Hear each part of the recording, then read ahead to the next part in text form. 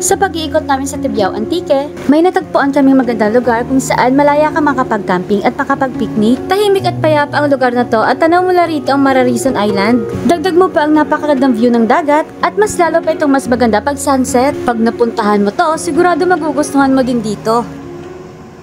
Naging smooth din ang biyahe namin dahil kay 2025 Motorsport Black Series. Lahat na dapat dali na dala namin, lahat ng dapat isama na isama namin. Kahit mainit sa labas, chill pa din kami sa loob dahil sa napakalakas na aircon nito. Mas napadali din ang pagkuha namin ng mga video sa mga magagandang lugar na nadadaanan namin. At mas ma-appreciate mo talaga ang mga magagandang scenic views na makikita mo dahil naka-sunroof na ito. Kagandahan pa nito, kayang-kaya akatin ang mga mahihirap at lubak-lubak na kalsada. Dahil from 2-wheel drive, pwede itong switch to 4-wheel drive. At kahit magpanay loop ka pa, kayang-kaya ng fuel capacity nito. To book a test drive, you may visit Mitsubishi Grand Canyon Iloilo sa Barangay Taft North, Mandurriao, Iloilo City. Or you may contact them directly sa Facebook page nila na ipapakita namin sa screen.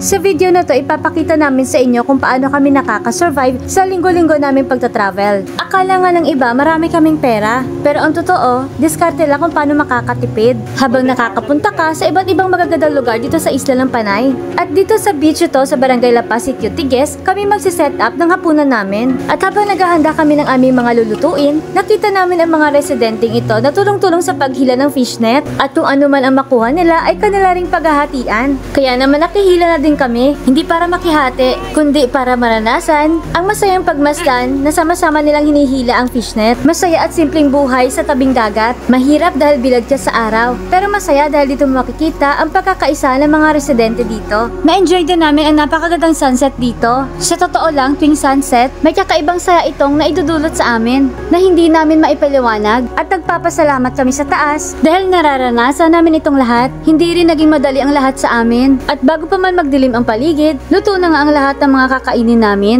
Nakatipid nga kami sa aming hapunan sa araw na to. Simple lang ang buhay, lagi nating piliin maging masaya. Mag-travel ka, mag-enjoy ka. Hindi kailangan lagi tayong maraming pera para maging masaya. At kung maipinagmamalaki ka sa lugar nyo, i-comment mo na yan, baka yan ang next destination namin. At huwag kalimutan mag-like, share, and follow para lagi kang updated sa mga gandang lugar dito sa Isla ng Panay. At abangan nyo sa mga susunod na video ang mga na-discover naming magagandang tourist destination sa bayan ng Tibyao Antique. This is your Ate Dan and Kuya John and you are watching Pride of Panay. Hanggang sa muli, paalam!